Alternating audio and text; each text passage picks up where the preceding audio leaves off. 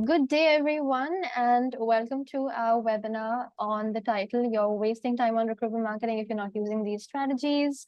I'm Chavi, Content Manager at Recruit CRM, and I will be your host and moderator for today's session. Looks like we have quite a few attendees coming in. If you guys could just drop a quick thumbs up in the chat box and let me know you can hear me, James, and Shubham clearly. That would be very helpful. And you guys can also introduce yourselves in the chat box, drop a hello, tell us where you're coming from, and you can engage with each other as well. Can you guys let me know if they've dropped a thumbs up? I think they have. Okay, it looks like we're good to go. Okay. I'd like to let everyone know that towards the end of the webinar, we will be having a Q&A round during which we'll be taking questions from the audience. So throughout the webinar, at any point, if you have any questions, any doubts, feel free to drop in those questions using the Q&A options on your screen, and James will pick up as many of those as possible. We also have an exciting giveaway planned for some lucky winners. So stick till the very end to find out what it is and also a chance to win. Let's move on. Okay. So before we get started, let's quickly go over the main agenda of our session today. So we'll first cover, of course, how you can master recruitment marketing from scratch. James will be, walking you through for all the strategies that he has in store for you. Next, we'll discuss some of the top strategies to win clients and candidates. We'll also explore how you can boost your online visibility with some SEO best practices. Then we'll take a quick look at how, our ATS plus CRM can boost your marketing efforts. And finally, we'll have a live Q&A session and the giveaways. A quick introduction about Recruit CRM. So Recruit CRM is a next-gen ATS plus CRM software.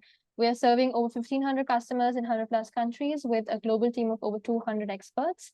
Our software speeds up business development, simplifies recruitment processes with smart workflow automation, and boosts your daily productivity. Now let's meet your webinar speaker. I'm thrilled to introduce James Whitelock. James is a recruitment marketing strategist with over 15 years of experience in the industry. He is the managing director of Think in Circles, a major recruitment marketing firm.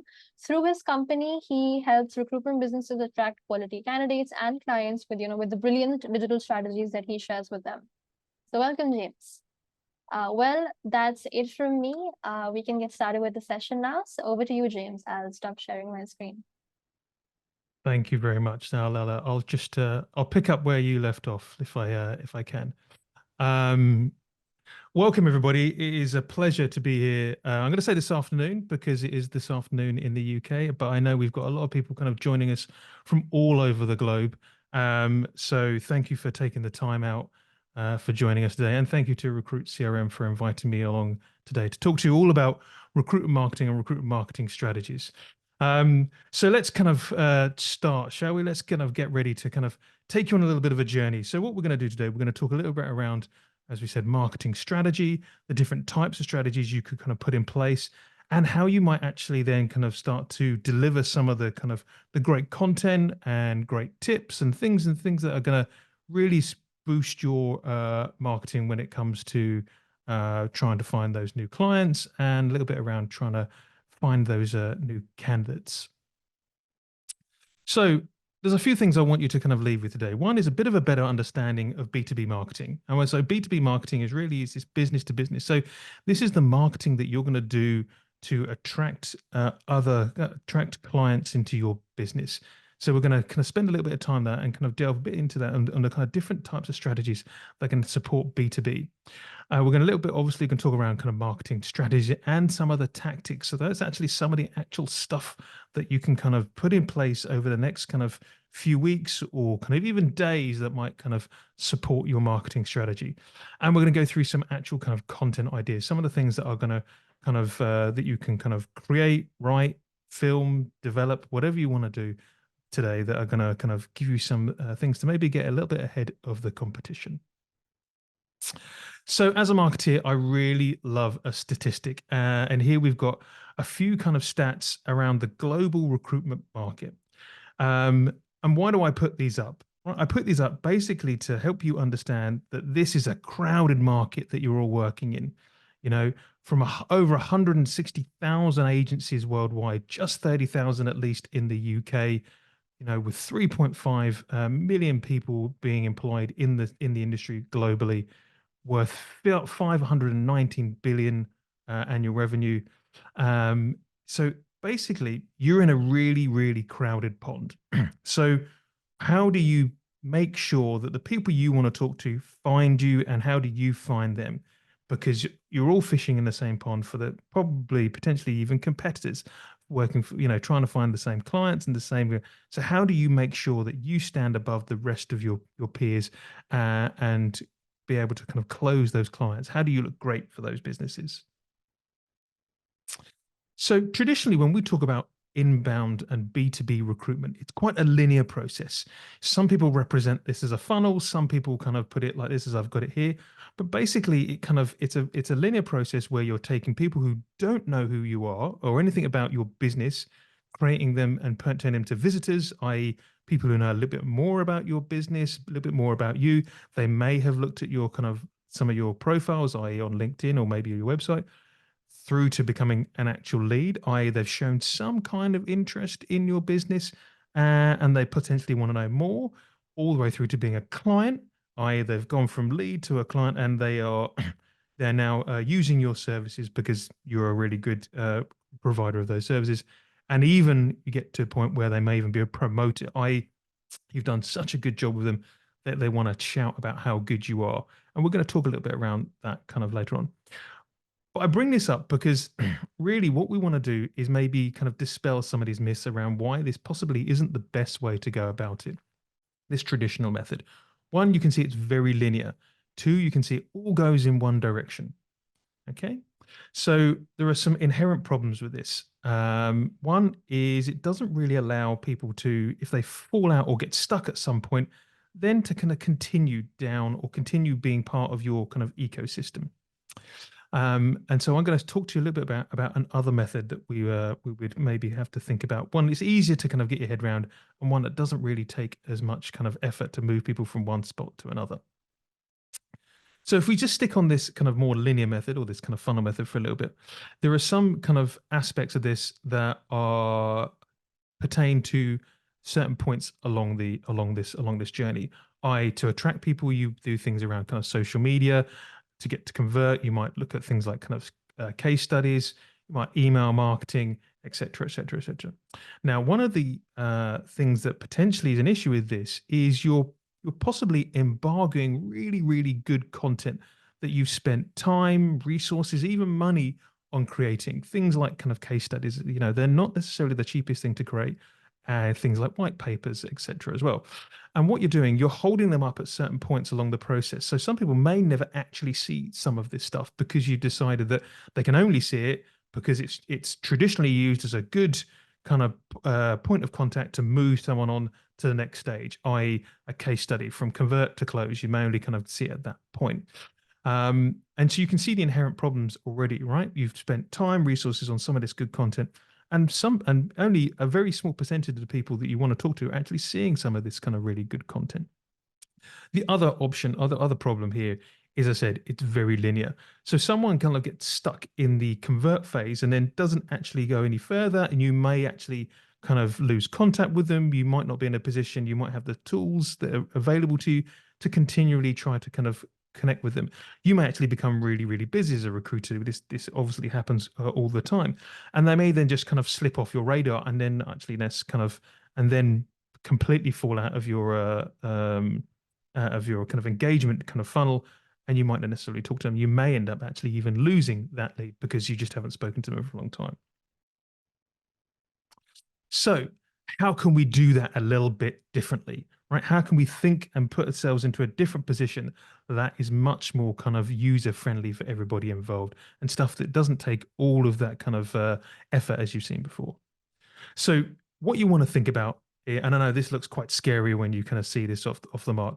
This is what we call, this is multi-channel or omni-channel marketing, right? And the good thing about this is once someone's kind of almost in your ecosystem, they don't necessarily have to leave, but it doesn't have this linear approach, right? Clients can come in from all kinds of angles. And we know that your clients are becoming more and more savvy as we become more and more digitally focused. There are all kinds of stats out there around how many touch points someone might have with your business before they actually make a decision to go any further. So unlike the linear version, you've got multiple touch points where someone can get in contact with your business and understand more about your business. And also, the other thing is you're not embargoing any of this content either, right? Now, you don't have to do everything that's on here. This could be if you kind of got a very big kind of, if you've got a marketing department or you're outsourcing your kind of marketing potentially, this is when you can just concentrate on kind of 2 or 3 things that you do really well. But the point is you try and have a bit more of a mix to all of your kind of stuff. So case studies aren't embargoed. They're not necessarily held back until someone gets to a certain point. They're always on your kind of website, always available, and you shout about them on your kind of on the videos you might be creating that are going up on LinkedIn or on YouTube, for extra, etc. Your emails tie into the articles that you're writing or the webinars that you've kind of been doing or the social media campaigns that you're running. You may have a podcast that also ties into the things that you've been talking about in your webinars or in your articles. You might create a webinar that you then turn into a podcast, or you may have a live stream that then turns into a webinar that turns into a podcast. One of the things that's good things about thinking about it this way is it's easier to kind of repurpose material when you start thinking in this way. As an example, at Thinking Circles, we have a fairly popular podcast. We record the video, we record the audio, and we capture all of the captions and transcripts from that. That all then gets kind of used up in all kind of multiple ways as we kind of use that to attract and gain our own clients. And there's nothing wrong with any way. You can do all of that exactly yourself. And the good thing about this is if you aren't necessarily particularly, you don't feel that confident on video, there's other options. If you don't feel necessarily you're a particularly good content writer, like myself, I know I'm a marketer. I'm not the best content writer in the world, but you can always then focus on the things that you do well and make sure it's then kind of spread across all of your channels on this kind of omni channel. So this is one of the things I think I wanted you to kind of take away is trying to move away from this thinking around and getting stuck into funnels and this linear approach. Think about just getting all of your kind of stuff out there all the time, specifically because you don't necessarily have control over when the people you want to talk to are going to be looking at this stuff.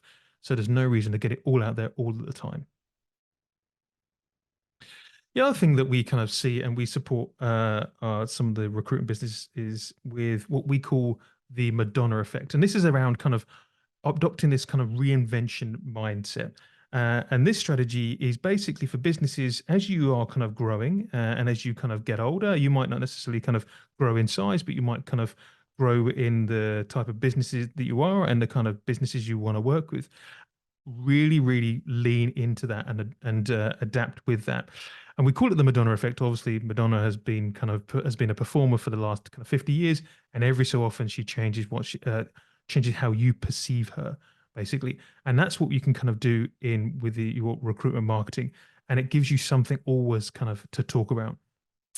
So that's one thing to kind of think about. Any changes within your business, you can kind of shout around those, and those might be that you're moving into a new region, a new location, a new service that you're providing. You might necessarily be also looking at kind of different products that you are going to be supplying. You might have adopted a new product that you can kind of shout about, and that's a great new solution. So think about it in those kind of terms.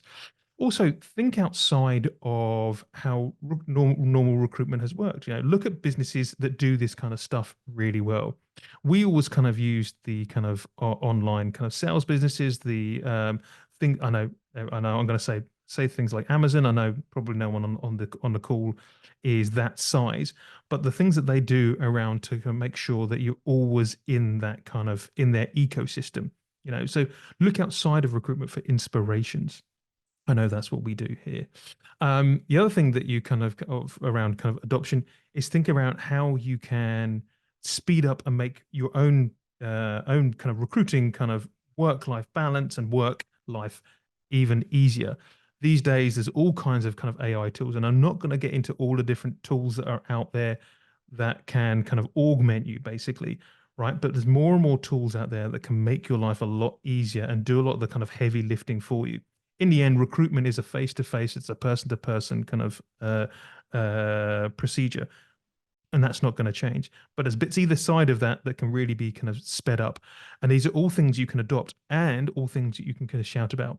as the demographic of the people that we're bringing into the workforce is getting lower, so younger people, they are going to be more and more used to being kind of, using chatbots and having AI give them a phone call, and things like this are just going to be kind of standard, and they're going to kind of change the way that some of the recruitment we do is going to happen. It's not going to change how recruitment works in that sense that a candidate wants to find a job and you want a client to fill and you want to fill their role. That's not going to change, but the procedures around that may well change. So think about how you can kind of adapt and adopt some of those new kind of technologies. And I know this kind of slide is pretty obvious, right? About understanding who your ideal client is. But as recruiters, you can make lots of assumptions around who you really, really want to work with. So client personas are one thing that we can always kind of put in place. So this is, a list of potential kind of client avatars and what they would mean and how you would want to work with them and the kind of people that you want to work with. So this is this is Joe, and he works as a CTO in this kind of business. He's recruiting this time per kind of year. He's building out for this project, etc., etc., etc. And what that allows you to do is then style your marketing to aim at that kind of persona.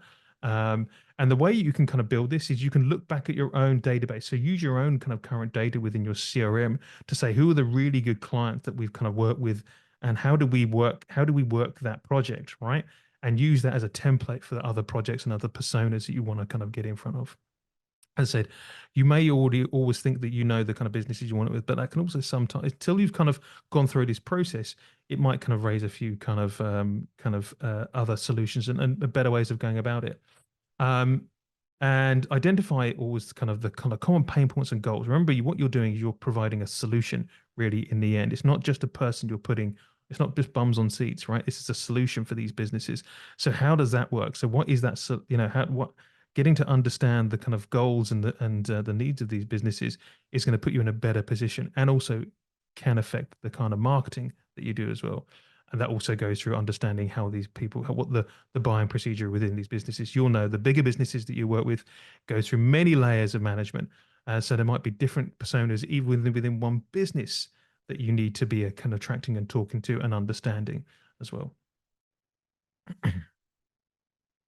Now, personalization. Now, this might kind of include a little bit of kind of AI, but personalization is something that should be on everyone's kind of as a hot topic these days, right? How do you make your procedures way more personalized than the next person's? And that's going a little bit now beyond just putting someone's first name in a kind of bulk email. Basically, that's pretty kind of easy stuff. But it's ability to kind of customize those emails specific to that person's activity on your website, as an example. There are tools out there that can say, right, I know this person has visited the website X amount of times, they looked at these kinds of pages. Then you can actually start to potentially serve back to them specific kind of content because you know what they've looked at before. So that's how you can kind of do it on your website. Think about how you can kind of give more personal kind of personalization across different channels. I start to embrace the the messenger apps on Facebook, on LinkedIn, on Instagram, right? How do you give a much more personalized kind of approach to that? Think again about how the kind of retail, kind of online retailers do it. You're very kind of used to kind of being nudged along and being emailed and being kind of messaged or seeing their stuff online. How are they doing it? How are they getting you to buy from them? And think, right, is there anything like that from those kind of businesses that we can kind of put in place within our own business? It doesn't have to be really expensive. It doesn't have to be, it can just be little things that make it a little bit more interesting. And think about the kind of micro personalization. By this, I mean, as an example, I receive kind of all kinds of sales emails on a daily basis. The day I clicked on the link at the bottom of one of them, it took me to a personalized page on a website. It knew I'd come from that. It knew I'd come from that email. It knew what my first name was, and it had everything kind of associated with the email that sent me. Very easy to do things like that within tools like HubSpot, for instance. There are all kinds of tools out there where you can put these and these can make the difference between someone buying from you and looking at one of your competitors. And position your company as a thought leader. So this is a term that gets kind of used quite a lot these days, thought leadership. So, but what does it actually mean, and what does it actually kind of do for your business, right? So again, another kind of great stat. We know that people are making decisions based on thought leadership content. So, excuse me. So we know that that kind of content where you are telling the outside world that you know that space, you know their industry that these people are working, and you are able to have an opinion within that space. Okay. And so, this means some commitment from your side. It means regular updates on your blog or your news or insight or whatever you might well call it on your website. Keeping that up to date is essential, because that's the hub of where you want people to go to read about any kind of thought leadership. You want to be able to kind of share your expertise on other platforms as well. Maybe look at kind of strategic kind of guest positions or postings. As an example, what I'm doing today is kind of like thought leadership, and I'm doing it on behalf. I'm working in conjunction with Recruit CRM to do this. So how can you kind of get into a similar position? Things like white papers can really help as well. Now, the term white paper gets thrown around quite a lot, but really what it is, it's almost like a piece of research. It doesn't have to be really kind of pages and pages long. You can kind of work with other businesses, but is there a way that you can kind of take a really deep dive into the industries that you want to work with, that shows you know them? And a white paper like that is really good. It's also good from a marketing perspective, because you can do things like gate it, i.e., put it on your website, and someone has to give you their email, their name, some details before they can access it. Things like that work really well. Obviously, you've kind of got all the kind of social media channels, LinkedIn probably being one of the big ones. LinkedIn's got all kinds of kind of facilities to help you with thought leadership, from obviously just your bog standard post online through to kind of articles, and now through to responding and asking kind of questions in their forums. And don't be afraid of having an opinion as well. This is one thing sometimes a lot of businesses kind of get kind of tied up in, and create content that is a bit boring and doesn't really do much because it doesn't have an opinion. It doesn't have to be a particularly, you don't have to have a controversial opinion, but there are always kind of things that you probably think should be kind of done one way, maybe done another, and you can kind of create it in that way as well. Now, this is an area that, influencer marketing is something that we've never really embraced within the recruitment space. And by influencer marketing, I'm talking about, are there people within the spaces and industries that you work in that have a voice that you can align with, that can potentially kind of support you bringing on new clients, or in fact, even getting you in front of those candidates you want to talk to? As an example, if you're in the education space in the UK, there's loads and loads of really good kind of thought leaders in that space on TikTok, as an example. So if you're in recruitment, if you're in kind of education recruitment in the UK, that's a place you would look if you want to kind of align with some kind of influencers. And when we talk about influencers, we're not talking about the people who are doing kind of cat videos or silly dances. There are people out there who actually have an opinion and really kind of add a lot of value to their audiences. And the great thing is by aligning with these kind of influencers, what you can do is you don't necessarily have to learn how to kind of create videos for TikTok, for instance, or for Instagram, or for else, because these people have got that already. Because it takes years and years potentially to build up these audiences, and you don't have to kind of, by aligning with them, you can kind of tap into that network straight away.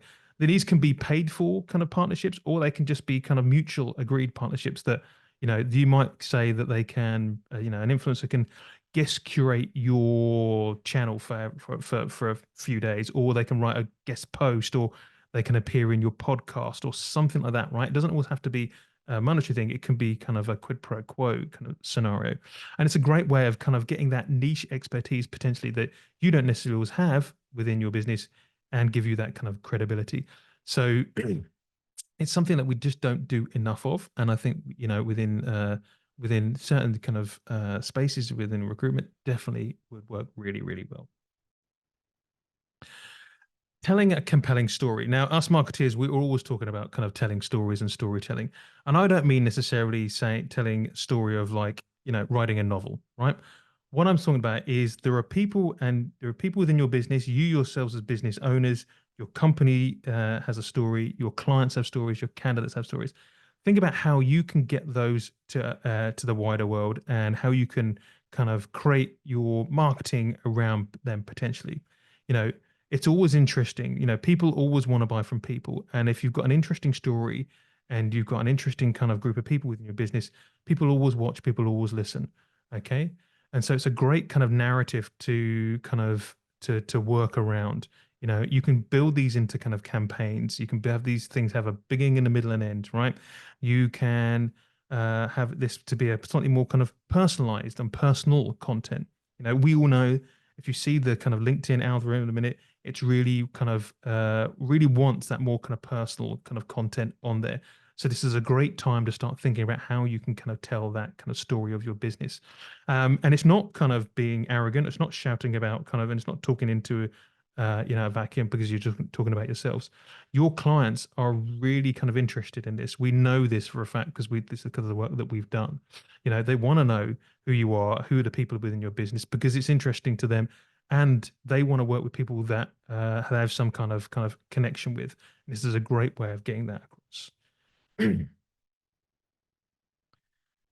On the back of that, another thing that might not necessarily always kind of come to mind is employer branding. Now, employer branding really is a way of kind of telling the outside world why you're a good employer, you know, um, and why would a potential client or even a potential candidate be bothered in your employer brand? Well, again, they want to know what that you're a kind of maybe an ethical company, you might be a B Corp, that kind of company that aligned with their own ethics, morals, and values. And the best way to get that out there is to show that you're a good employer and how employment and how your workforce work and how they share that online. And that's really what employer branding is. And so we've worked with businesses where all of their marketing is around employer branding, about how, what it's like to work with them as a business, as a recruitment, they're a recruitment agent, and that this is what they shout about, right? So it does work, and it is a really good thing to kind of shout about. It's also good, you've always got people within your business that can talk about something and share something about what it's like to work. So if you're, again, struggling for content, it's a really good thing to kind of focus on because you've always kind of got stuff going on within the business to talk about and why you're a good employer. And and one of the things that always kind of makes all of you different, is the people within your business. They're the bit that's different. The actual kind of process of recruitment doesn't always change a huge amount, but the people within your business do. And so if you can kind of shine a spotlight on that, that is a great way to kind of make people get interested in your business. And SEO, one of these things that I think a lot of people think is pretty boring, that's been around for years. People sometimes see it as a necessity. Some people don't really want to have anything to do with it. People don't necessarily understand it. Well, it's one of these things that isn't going away.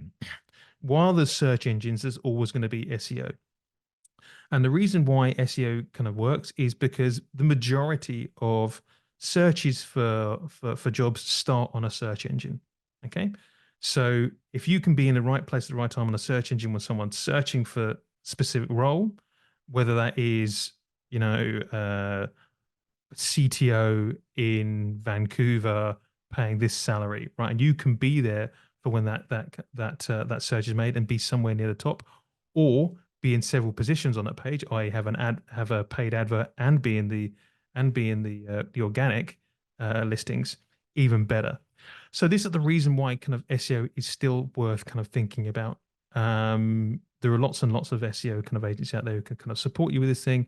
You can do it on a very kind of low touch basis. You can make sure that your website is at least kind of SEO friendly, that some of the technical stuff like H1 tags are kind of all kind of SEO friendly, but also putting in the right kind of key terms, using the right kind of URL strings along the top that are relevant to what you want people to find your business for. So all that stuff is still really relevant. Again, yeah, I get it. It's all a bit boring. It's not necessarily kind of the kind of sexy part of marketing, but it is still a must. And so as we come to the end now, right, there's kind of there's ways of you we really want to kind of to show your value, right? So selecting these kind of success stories, choosing impactful case studies across kind of industries, visually storytelling, so data visuals and things like videos, quotes to highlight your results, all kind of good stuff to it. Multiple channels, get across as much as possible, and to everything to increase your kind of reach. So as I said, I wanted to leave you with a few things today before I hand over to the guys at Recruit CRM again. So build a detailed kind of client personas, right? Think about that. Go through that process, even if you don't write them down. Have a think about, who are the kind of types of businesses and type of people that we want to work with, and have that, at the back of your mind, and have it on a note somewhere. Always good also for new people coming to the business to help them out.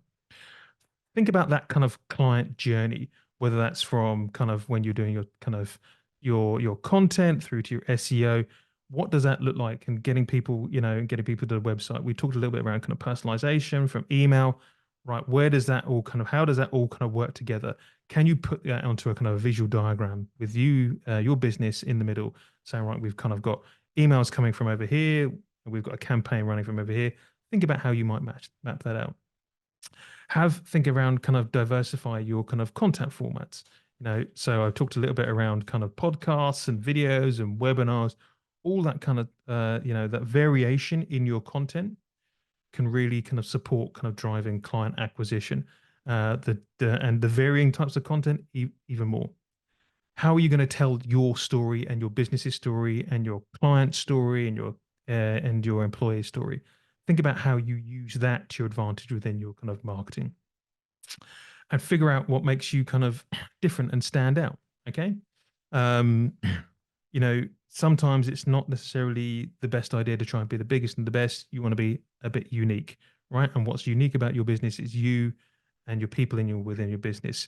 It can be potentially your brand. It can be potentially the way that you use some kind of technology. Figure out what makes you different and use that to your advantage in your marketing plan and your marketing strategy. So I'm going to hand back now to the guys at Recruit CRM. We're going to take you through some of the points around the system that can support your recruitment marketing. And I believe I'll be back after that to answer any questions. All right, we'll now hand it over to Shubham. Shubham will walk you through a couple of features like James just mentioned. Over to you, So I hope you guys can hear me. So a very quick intro about me. I'm Shubham. I'm employee number 2 at Recruit CRM. So been with this team since the first day of his incorporation. I look after sales and new business development of the Europe, Middle East, and Africa market, and also APAC.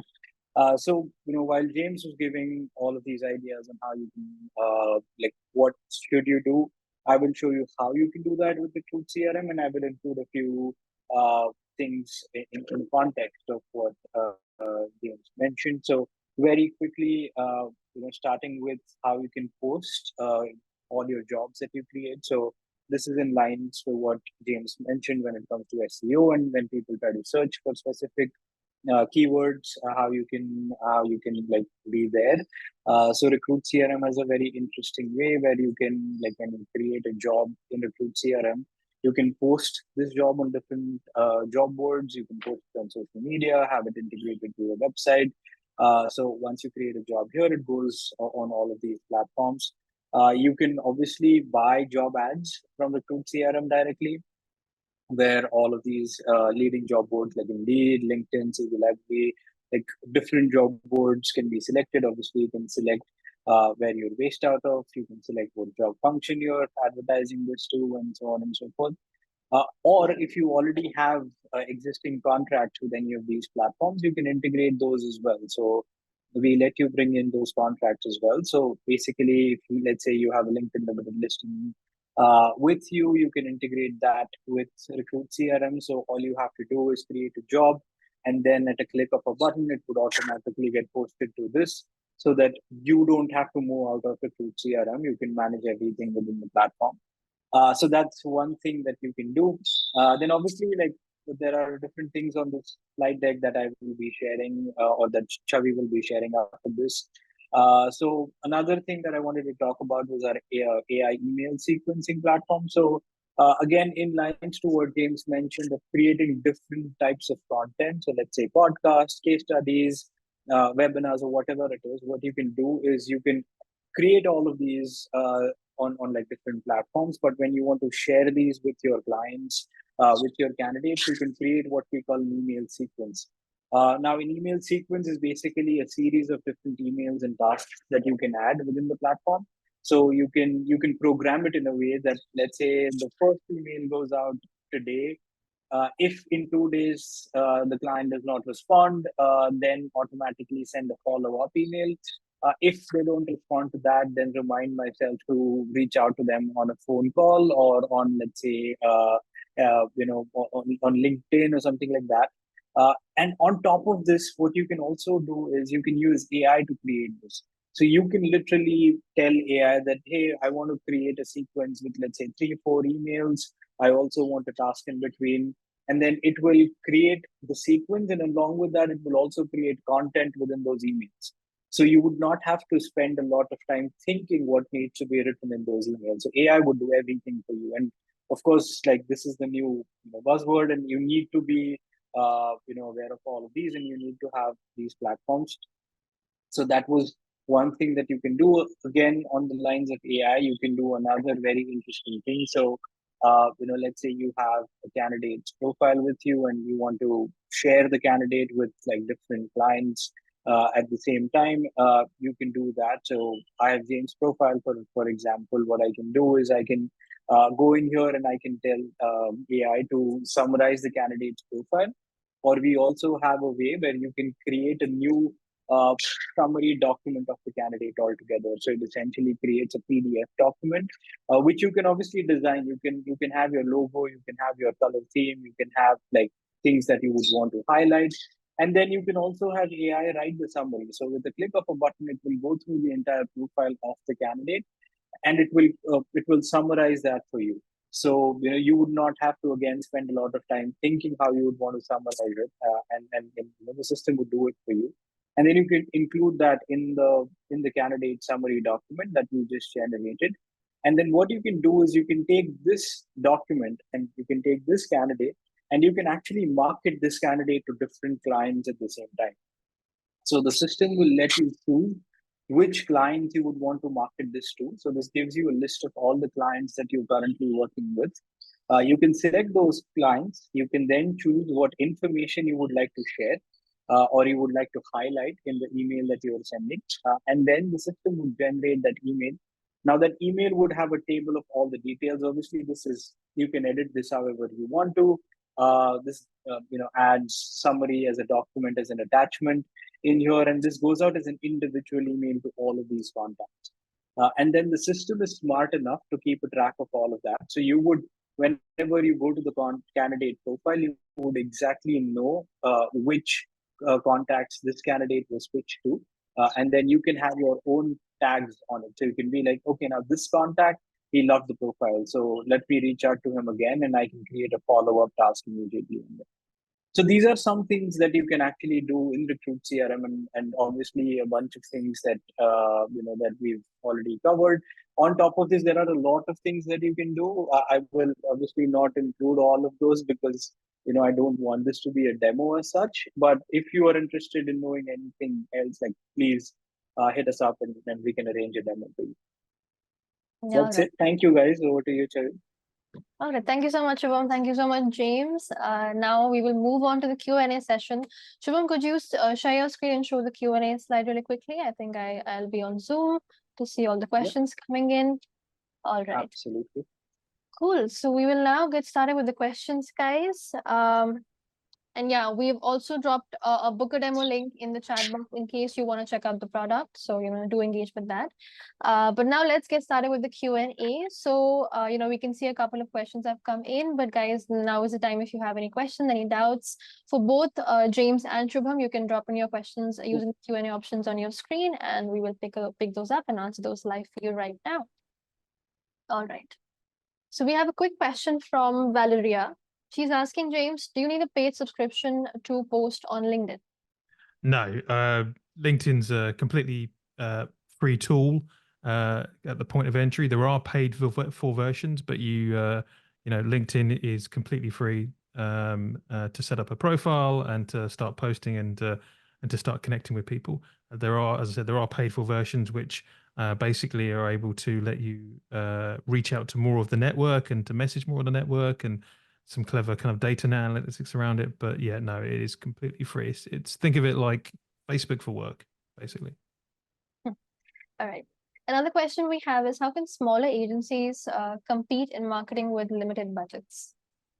Sorry, what was that? So how can smaller agencies compete in marketing with limited budgets? okay, yeah, this is a question we kind of get quite a lot. So um, the quick answer is do one thing and do one thing really, really well. Okay.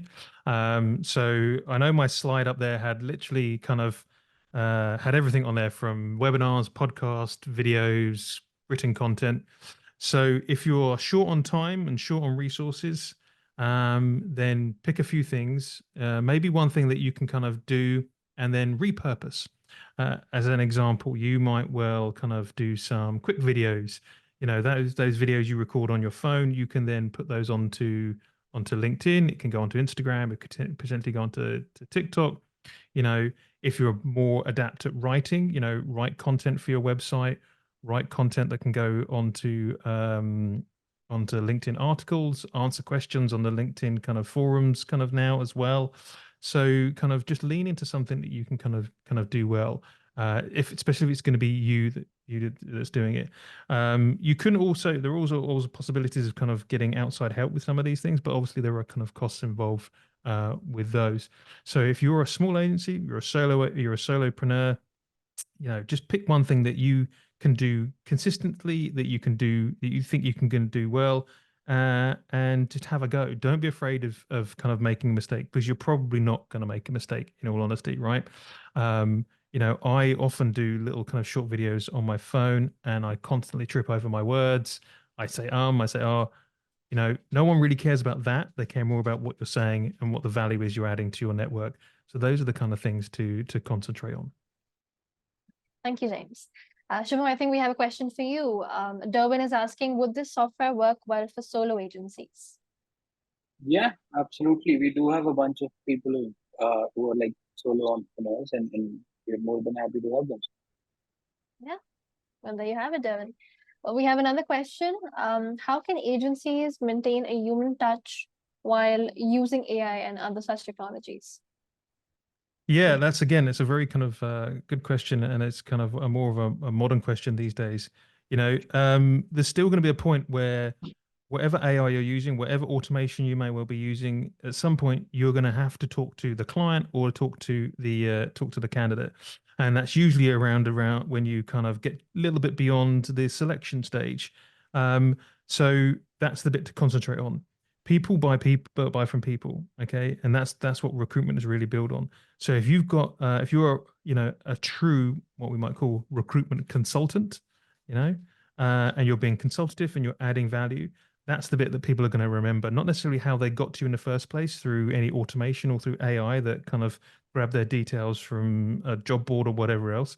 It's that initial interaction with you, and that's that bit in the middle that's always going to be kind of going to be face to face or human to human, whether it's done, actually face to face or whether it's done on a video call, doesn't really matter. They're always going to buy from you. So if you're there genuinely to help them, you're genuinely consultative. You don't feel like no one feels like it's a transaction or it's a sales process, then they're always going to be kind of willing to work with you. So that's that bit in the middle. Once they've kind of moved on to, once they've maybe, they've gone into the interview stage, other bits of kind of automation kind of come into play, i.e. where they are in the process, how long they can wait for a response, all that kind of stuff.